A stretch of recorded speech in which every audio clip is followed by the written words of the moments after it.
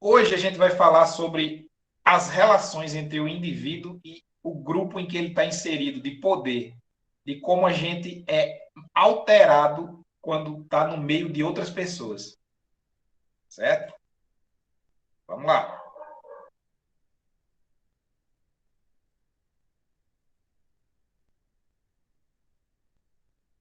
Pois bem, vamos esperar chegar aí, compartilhando a tela.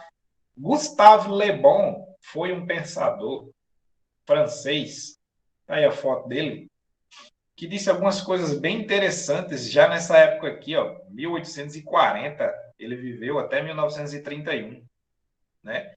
E ele refletiu sobre multidão. Pessoal, a gente vai pensar multidão aqui como um grupo de pessoas. Não tem um número exato para dizer o que é uma multidão. Ao mesmo tempo, um grupo de pessoas pode não estar junto no mesmo espaço físico. Então, a gente pode pensar o conceito de multidão como também, hoje, contemporaneamente, na nossa época, o comportamento de várias pessoas ao redor do mundo pela internet, por exemplo. Então, camarada. Deixa eu ver o comentário do Francisco. Ai, meu Deus, saí. Deixa eu abrir aqui. Professor, de certa forma, o capitalismo está ligado com isso, pois os camaradas usam de pessoas menos formadas em determinada área e assim que tem um maior conhecimento, acaba usando desse artefato para se sobressair e ganhar money às custas do trabalhador. Pois é, o sonho americano, que eles chamam, né, é quando todos vão vencer. Mas como todos irão vencer, se é preciso que tenha alguém que faça os trabalhos mais básicos e menos assalariados, por exemplo. É um paradoxo, como é que todos vão vencer? O sonho americano seria isso, todos vencer, né? Ser feliz, todo mundo tem o direito de ser feliz. Ou a gente entende que felicidade é subjetiva, Francisco, e a minha felicidade não é a sua, e pode inclusive não ter nada a ver com dinheiro, na maioria das vezes não tem mesmo. Ou a gente vai ficar escravo de um sistema que cobra da gente uma coisa que a gente não é. Um monte de gente adoecida. Foi mal, foi a Alan que falou, eu vou voltar aqui para o texto, é porque quando eu saio daqui, aí volta. Vai voltar agora. É, então, pessoas em várias partes do Brasil, elas podem ter uma mesma opinião e se relacionarem pela internet. Fazendo isso, elas se tornam uma multidão também, virtual. Então, Gustavo Le Bon não pensou isso, né? Na época dele. Mas, sim, linchamento coletivo, cancelamento de pessoas, são comportamentos grupais, né? Ou seja, da multidão, mesmo que não esteja mais no mesmo espaço físico, certo? Vamos ver o que o Gustavo Le Bon falou, é bem interessante. Olha só. É... As pessoas, por mais diferentes que elas sejam, quando elas estão juntas, né? Seu gênero de vida seja diferente, né? Suas ocupações sejam diferentes, sua inteligência, cada pessoa tem um tipo de inteligência, cada pessoa tem um caráter diferente. Quando elas estão em grupo, elas ganham o que Gustavo Le Bon chamava de alma coletiva, né? Ele vai usar esses termos aqui que depois vão ser criticados, né? Porque são meio místicos, assim, sei lá, tem uma coisa meio estranha. Alma coletiva, o que é isso?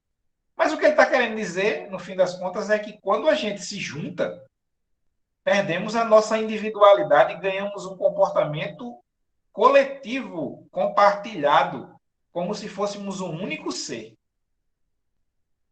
Você vai pensar, sentir e agir de maneira diferente de como você ia pensar, sentir e agir se você estivesse sozinho. Certo? Além disso, entenderam isso aqui? Qualquer coisa me interrompam. Além disso, certo? Oi, Francisco. Um exemplo muito claro disso aí é tipo, você está resolvendo uma questão, matemática, por exemplo. Aí vem um amigo, você não está conseguindo responder aquela questão. Aí vem um amigo e vai e resolve para você, ensina como é que faz. Mas só que tem outra forma de fazer a questão. Aí você fica pensando, pensando e não consegue responder essa questão de outra forma, porque seu amigo falou dessa forma para você, ensinou você a fazer dessa forma, você não consegue fazer mais de outra forma. Sabe por quê? Eu estou estudando isso. Porque a realidade, o nosso comportamento, ele age, ele se expressa, ele se manifesta de acordo com conceitos. O que é um conceito? Conceito é um modo de entender a realidade, de descrever a realidade, de dar significado à realidade. Quem cria os conceitos? Várias pessoas. Os maiores conceitos foram os grandes pensadores do passado.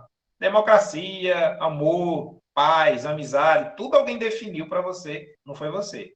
A gente só segue esses conceitos. Quando alguém lhe diz um modo de fazer algo, ele está lhe passando um conceito.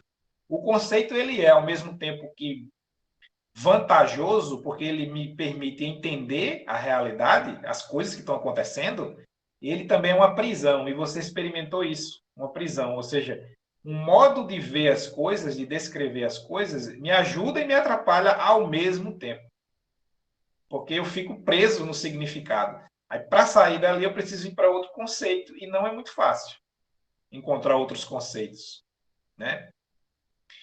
Mas o seu exemplo, Francisco, me faz pensar o seguinte: estar em companhia de outros seres humanos tem efeitos positivos e negativos, né? E a gente vai falar sobre isso. Por exemplo, eu sempre estou correndo, gosto muito de correr, né? E aí, quando eu percebi que quando eu estou correndo com companhia, eu me comporto de um jeito até fisicamente, pessoal, impressionante isso, a nossa mudança física. E quando eu estou correndo sozinho, o meu corpo reage de uma outra maneira. Então, pode ser positivamente, porque, por exemplo, às vezes você consegue se exercitar mais, se esforçar mais do que você achava que conseguiria, ou você pode, inclusive, ser inibido, né? Quando você está em grupo, às vezes você não consegue raciocinar direito, porque todo mundo tem uma opinião, você fica meio oprimido assim, até o raciocínio falha, e você fica com medo também de questionar o grupo. Então, pode ser positivo e pode ser negativo. Guardem essa ideia, porque nem sempre o grupo,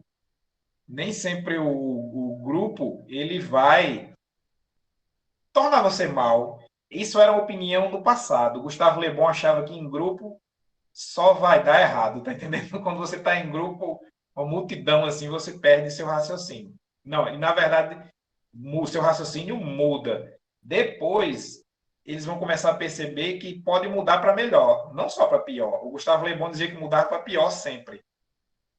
Não entendeu o seu comentário, Maria? Explica aí esse Bilu Teté aí, era o quê?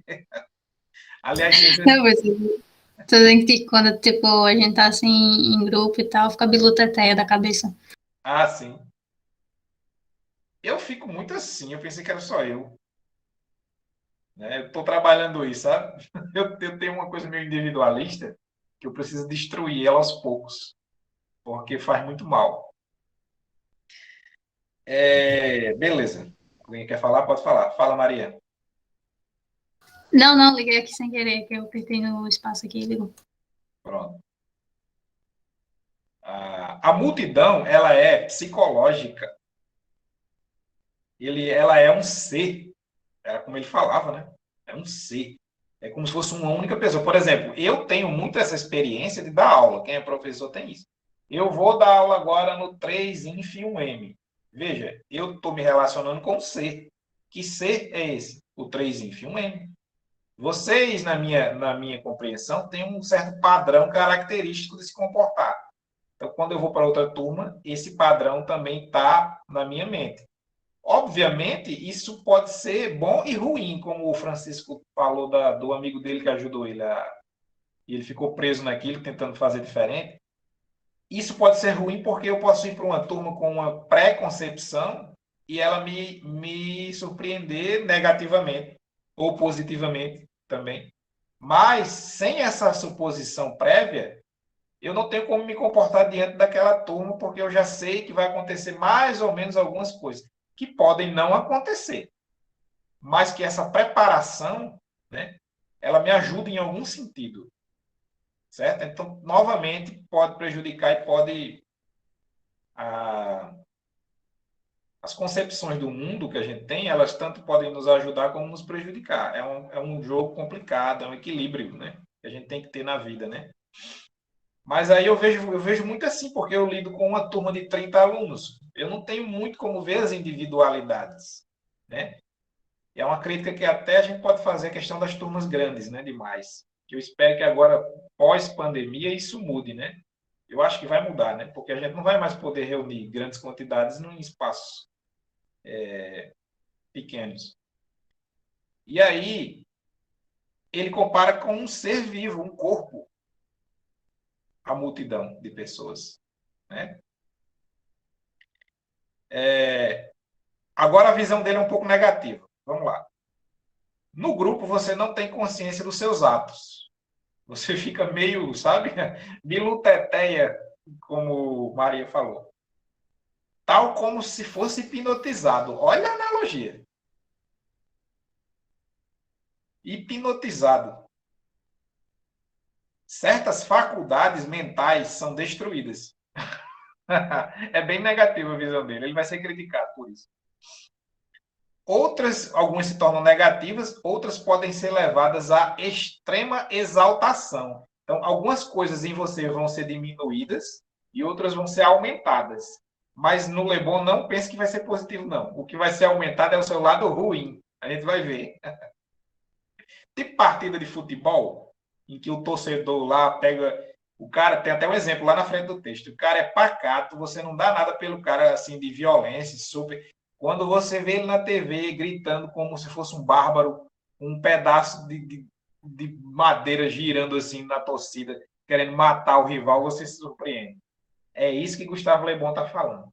Na multidão, certas características vão diminuir e outras vão aumentar. Para o Le Bon, as ruins vão aumentar, as negativas.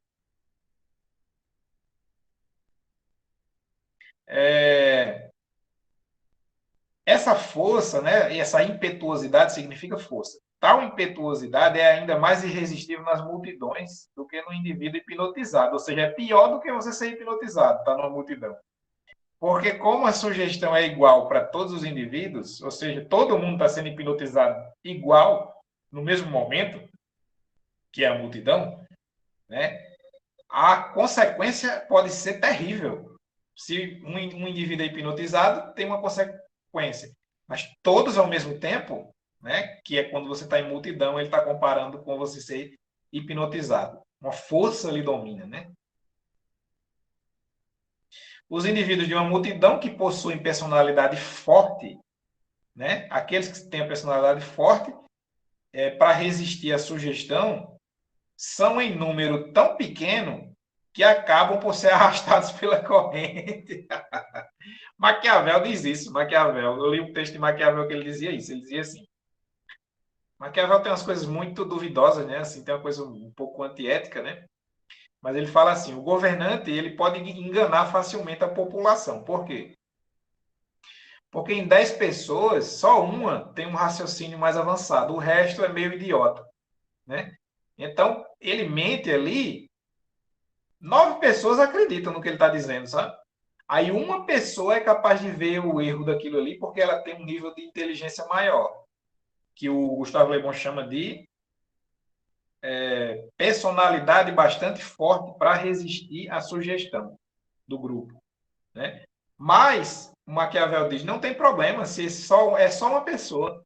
A multidão, ela às vezes, ela engole aquele indivíduo com a opinião coletiva, que é o que o Gustavo Le Bon está dizendo aqui. O Maquiavel vai além, né? Ele diz que é fácil silenciar uma pessoa só, né?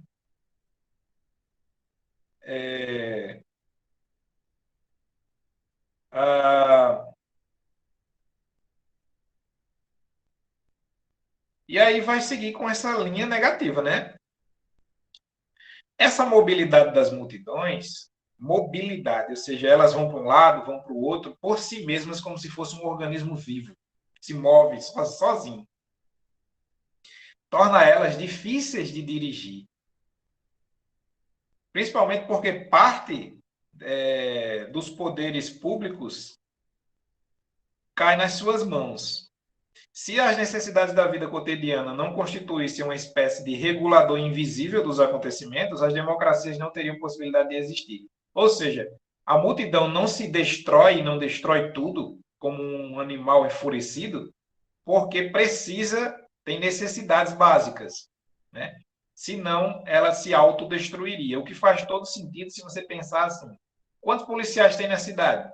Quantas pessoas tem na cidade? Então, veja, a quantidade de pessoas, a multidão que compõe uma cidade, se ela quisesse, ela destruiria tudo, porque não haveria como impedi-la, né? Nem o número da força policial conseguiria. Ela não faz isso porque ela precisa de certos... ela tem necessidades, e essa necessidade passa por ter saúde, educação, escola, que é justamente viver junto e preservar aquilo ali. Então, basicamente, o ser humano não destrói a si mesmo e aos outros, porque de algum modo precisa dos outros. É basicamente uma relação utilitária, de necessidade. Não é ético, não é porque ele é bonzinho, não é nada disso que o Gustavo Le Bon está levantando a reflexão, né? Qual música, Francisco? Francisco, a do... Qual foi a que eu compartilhei com vocês? Foi...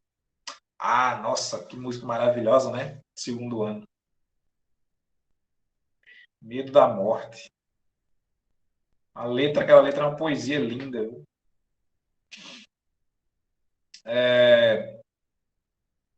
Mas as multidões que querem as coisas freneticamente não as querem durante muito tempo, pois são incapazes de uma vontade durável. Então, aquele comportamento que a multidão expressa, violento, por exemplo,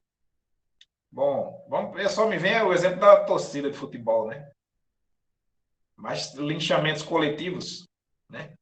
Aquilo dura um certo período, aí depois desaparece, não resiste muito tempo. Embora possa fazer grande mal, não dura muito tempo. Se durasse mais tempo, aí sim seria o fim da sociedade da civilizada, digamos assim, né? Mas não, tende a desaparecer com uma certa velocidade. Olha só aqui o que o Gustavo Le Bon diz. Ó. Tal como o selvagem, a multidão não admite que se interponha obstáculos entre ela e o seu desejo. Então você tem 20 pessoas querendo fazer uma coisa, todos ali frenéticos, todos exaltados emocionalmente. Nossa, o que tiver no caminho vai ser destruído. Tá entendendo?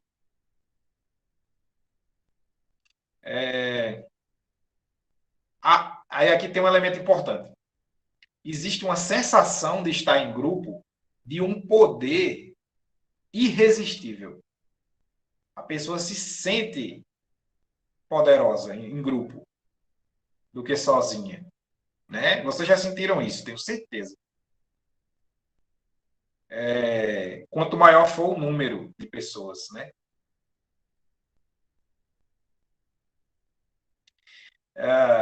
O homem isolado sabe que sozinho não pode incendiar um palácio ou roubar um armazém. E a tentação de fazer isso nem vem nele, né? Acho que vem, mas ele resiste, né? Mas ao fazer parte de uma multidão, toma consciência do poder. E aí ele cede imediatamente à primeira sugestão de crime. Qualquer obstáculo inesperado será derrubado. Nossa, aqui, pessoal, a visão do Gustavo Le Bon sobre a multidão, como eu disse lá no início, ela é simplesmente negativa. Ou seja, em grupo você tende a fazer coisas erradas. Certo? Alguém quer comentar alguma coisa? Agora, pessoal, nesse texto aqui, isso aqui foi um resumo, bem resumido mesmo, né? Gustavo Le Bon. Mas ele ainda é um gênio, porque foi ele que começou a pensar isso. Né? Das relações de poder entre o indivíduo e o grupo, sobretudo do grupo agindo sobre uma pessoa como o Francisco está colocando aí, várias andorinhas, elas fazem o verão. Uma andorinha só não faz o verão. Para fazer, eu gosto, tem uma que é assim, eu vi uma frase que é assim, não vou lembrar, acho que é um galo sozinho, não tece uma manhã. Ou seja, amanhã, o amanhecer é mais do que um galo cantando, é um conjunto de vários elementos. Então, uma andorinha só não faz verão. Ou seja, Gustavo Le Bon está errado, em parte, porque não é só coisas ruins que surgem de quando a gente está em grupo, né? Ele vai ser criticado por isso, como eu falei. Podemos conseguir coisas boas. E aí a gente vai para um texto que é mais contemporâneo, né? E o Gustavo Le Bon escreveu isso aqui faz tempo, né? Eu vi a data lá.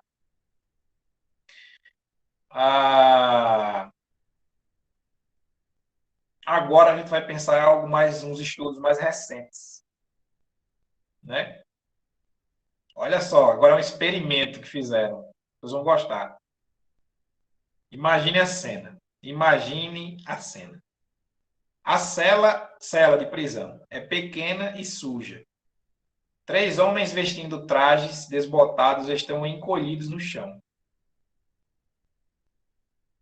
Quietos estremecem a cada ruído no corredor. De repente, 2 guardas usando uniforme e óculos escuros aparecem na porta, batendo os cacetetes nas mãos. A violência está para começar. 6 dias antes, tanto prisioneiros como guardas eram jovens universitários comuns. Olha só. 3 prisioneiros no chão se tremendo de medo e outros 2 guardas batendo com cacetete na grade. Mas 6 dias antes disso, esses prisioneiros eles eram estudantes universitários. É um experimento que fizeram. O ano é 1971 e eles estavam prestes a iniciar uma experiência de 2 semanas, criada por Zimbardo. O psicólogo da Universidade de Stanford dividiu o grupo em 2. Um grupo de estudantes mentalmente sãos, ou seja, ele pegou estudantes de psicologia e dividiu em 2 grupos. Todos eles, nenhum tinha problema mental, nenhum. Vocês vão ser guardas, vocês vão ser prisioneiros. Vocês vão conviver em uma prisão simulada. Mas o que aconteceu foi desastroso, pessoal. O doutor teve que interromper a experiência porque depois de apenas 6 dias fazendo o experimento, os guardas haviam se tornado sádicos, abusando física e psicologicamente dos prisioneiros. Saiu do controle. Por que será, hein? Pois é, isso tudo é estudo real, né?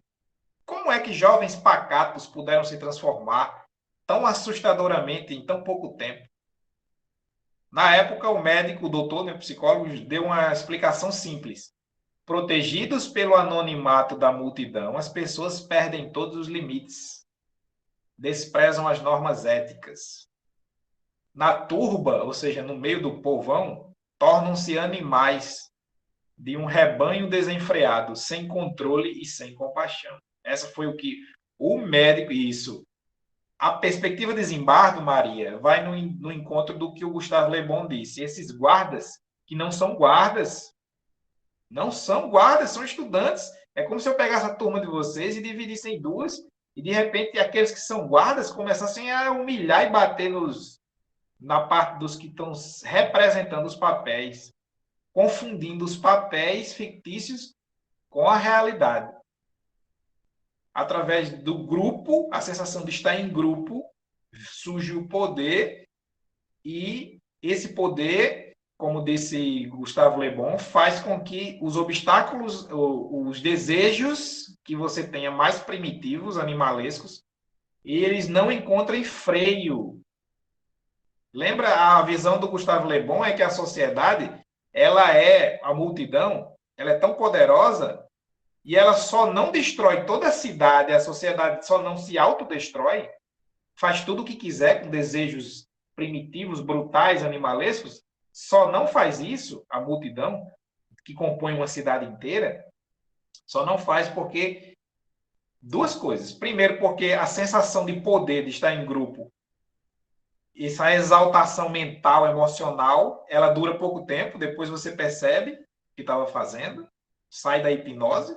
E a outra coisa que ele coloca é que você precisa dos outros. Se tudo se destruir, não tem mais nada, acabou tudo, né? Essa explicação eu fiz até o contraste. Quantos policiais tem na cidade? Quantas pessoas tem na cidade? Não dá nem para comparar a quantidade. Então, se as pessoas têm esses desejos dentro delas, primitivos, brutais, animalescos, por que elas não destroem tudo? Ou se autodestroem? Porque há uma necessidade de viver em paz, em certo sentido. Ou seja, que ninguém me prejudique, que eu não prejudique os outros, né? Que tem a ver com aquelas reflexões do contrato social, de Thomas Hobbes, de John Locke, né? Que talvez vocês vão ver depois, ou já viram com algum outro professor. Né? Que estabelecemos regras para que eu possa viver melhor e que você também possa viver melhor. Mas no fundo, na alma coletiva do indivíduo, né? A coisa é diferente, né? E aí, nesse experimento do Zimbardo, pessoal, aconteceu que esse lado animalesco saiu. Porque sempre que você estiver em grupo, acontece isso. Nessa visão negativa. Ainda não chegamos na visão positiva. Né? Atualmente, o estudo do polêmico Zimbardo é frequentemente citado em apoio à ideia do coletivo maligno, ou seja, em grupo vai dar aquela palavra, né? Em grupo. Tende, não é que vai dar sempre, mas há uma grande tendência a coisa ficar ruim. Mas essa visão se justifica? Pesquisas recentes indicam que, muito embora grupos levem seus integrantes a se comportar de uma forma que eles não fariam no dia a dia, essas ações podem ser positivas quanto negativas. Pronto. Agora a gente está atualizando os estudos sobre isso, certo? Vamos ver algumas perspectivas mais modernas, mais contemporâneas. Em 2001, psicólogos como Stephen Reicher e Alexander Aslan reproduziram a experiência de Zimbardo, né? Só que para um reality show exibido pela televisão, na rede BBC. Os guardas agiram de forma um tanto cautelosa, foi diferente. O mesmo experimento foi reproduzido, dessa vez filmado como um reality show. Os guardas tiveram mais cuidado. Por que vocês acham que isso aconteceu? Foi diferente da outra.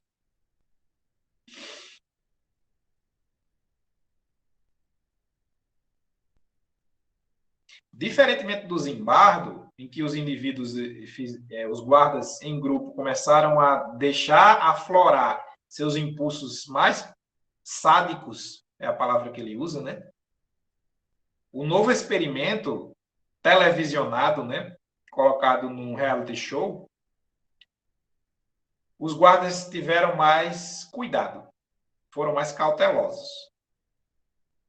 E aí os médicos, os psicólogos disseram que qual a conclusão deles, então? Que o comportamento do grupo, na verdade, depende da expectativa de seus membros sobre os papéis sociais que eles deveriam desempenhar. Se acreditam que se espera deles uma conduta autoritária, é bem provável que ocorra abusos. Zimbardo encorajava os guardas a portarem-se de modo ameaçador. Ou seja, quando lá na primeira experiência o Zimbardo fez, né, a divisão, ele chegava para o grupo dos guardas e dizia: olha, você tem que ser mais firme, você tem que ameaçar o prisioneiro, você tem que ter uma atitude de que ele sinta medo de você. Então houve esse criação de uma expectativa. Ele criou a expectativa dos guardas de que um guarda deve ser assim, assim, assim, assim. Então ele deu um papel agressivo e as pessoas se comportaram de acordo com o papel dado. Então, a conclusão do novo experimento que eles fizeram, né, já que no novo experimento os guardas não foram tão ameaçadores e nem fizeram as humilhações que os outros do passado fizeram, no novo experimento, então os responsáveis pelo experimento concluíram que a gente se comporta socialmente de acordo com a expectativa que se espera de nós. Certo? Você se comporta de um determinado jeito de acordo com o que se espera de você. Você atua seguindo um papel, semelhante com o exemplo do Francisco. O colega dele ensinou ele a fazer o trabalho de uma maneira, poderia ter outras, e ele sentiu dificuldade em sair daquele papel dado a ele. Então, a nossa mente funcionaria no sentido de que, quando alguém espera algo de nós, nós temos uma tendência a seguir o papel que foi dado para nós.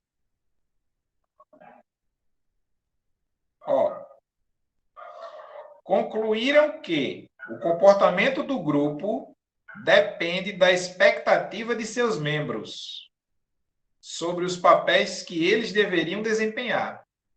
Então, se me disseram que eu devo ser assim, eu posso receber essa expectativa e dizer, então eu serei assim. Como na primeira experiência o Zimbardo encorajou eles a serem agressivos, eles foram agressivos. Como na segunda experiência televisionada, eles deixaram os indivíduos livres para serem do modo como quisessem ser, então eles foram cautelosos. E diante das discussões também das críticas, né, para não serem violentos, então a expectativa é que eles não fossem violentos, então eles não foram violentos. Qual seria, então, a dimensão de liberdade, pessoal, que a gente teria, se, na verdade, a gente só faz seguir papéis pré-determinados?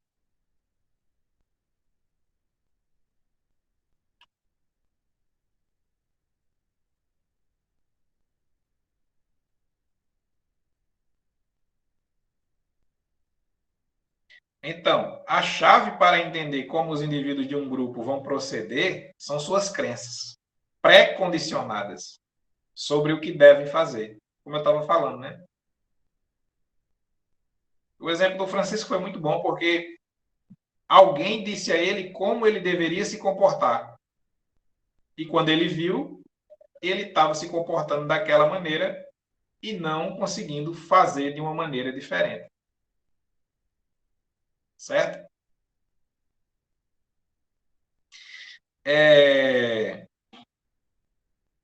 E aí, percebem que são duas posições, uma negativa, que diz você vai tender sempre a fazer coisas erradas, e outra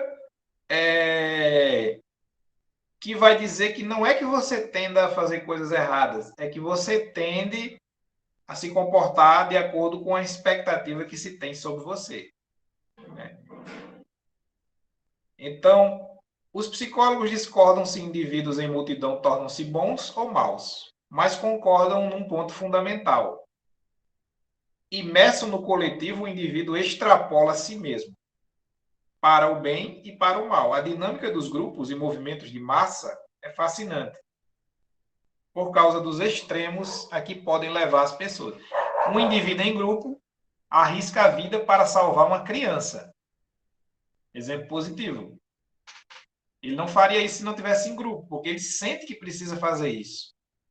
O grupo encoraja ele a fazer aquilo. Então, o medo que ele tinha desaparece, ele se torna desinibido. E ele faz uma coisa muito boa também. Né? Evitando que ela caia nas águas de uma enchente. Enquanto o outro, em nome de uma causa coletiva maior, sacrifica-se como um homem-bomba. Dois exemplos extremos. De um lado, o indivíduo capaz de salvar um bebê que está em apuros porque ele sente a comoção social, o grupo que ele está faz com que ele sinta essa exaltação, a inibição, a timidez de fazer uma ação, ela é quebrada e ele vai e salva a criança. De outro modo, em nome de um grupo e de uma crença maior, o medo de morrer desaparece e o indivíduo é capaz de se sacrificar em nome de uma causa, de uma crença coletiva. O homem-bomba, né? Um atentado terrorista. São dois extremos de um mesmo fenômeno. Nascem do comportamento em grupo, né? A quebra dos bloqueios mentais e a extrapolação de si mesmo, ou seja, fazer alguma coisa que você não faria sozinho, né? Demonstrações desse tipo ocorreram diversas vezes na história, desde a multidão clamando pela crucificação de Jesus. Lembre-se disso, né? A gente toma a figura de Jesus como se ele tivesse sido sucesso na época, mas o cristianismo só vai crescer no Império Romano. Lembre-se disso, né? Então a população queria mesmo é que Jesus morresse, né? Então a população clamando pela crucificação de Jesus até a boa vontade dos povos nas Olimpíadas de Atenas, né? Em que as pessoas se solidarizam, né? E tratam bem umas às outras e tal. E a gente vai fechar aqui e na próxima aula a gente vai continuar daqui. Deixa eu ler agora o exemplo do... O exemplo não, o comentário do Francisco. Professor, quando um grupo de pessoas está defendendo algo durante um tempo e depois passa a ver mais vantagem em defender outro posicionamento, qual o motivo é para isso? Durante a Guerra dos Guarapes, qual o nome para isso? Beleza. Durante a Guerra dos Guarapes ocorreu isso. Os índios brancos e pretos os índios brancos e pretos expulsaram os holandeses do litoral porque estavam vendo desvantagem no sistema administrativo. Isso é um exemplo, Francisco, de que o comportamento em grupo ele pode realizar grandes coisas, né? Além de não só coisas negativas. Qual o nome você quer saber? Bom, é um comportamento coletivo. Bom ou ruim é outra coisa, mas é um comportamento coletivo, quando todos se unem no que Gustavo Le Bon chama de alma coletiva, né? Tem vários nomes, agir em uníssono, agir em grupo, coletividade, criar uma comunidade de interesses principais e lutar por aquilo, uma causa comum, coisa desse tipo. Beleza? Você vai perder o ônibus. Maria, você é cheio de coisa, né? Pessoal, coloca aí o nome de vocês, né? Na semana que vem vai ser a prova, certo? A prova ela vai ser no Google Sala de Aula. Então, a gente vai terminar esse texto e quando terminou o texto, aí eu libero no Google Sala de Aula. O sistema ainda é o mesmo do módulo passado. O questionário, preste atenção, faça um questionário, viu? Tem gente aí que está percebendo que tem questionário agora. Olha, passou o prazo da prova, eu não aceito mais. Então, vai ficar com nota baixa ou pode até reprovar, preste atenção. Aí você vai fazer o questionário 40 pontos, a prova 60 pontos. Mesma coisa do módulo passado. Somou, repetiu na primeira etapa, segunda etapa. E aí, você tem o resultado. Certo? Tá bom? Até mais, jovens. Pois é, tem um pessoal aí que tá viajando aí. Vamos acordar. O módulo tá acabando. Eu reprovei em filosofia, me deu uma chance. Não tem chance. Bilu Teteia. Tchau, pessoal. Um abraço.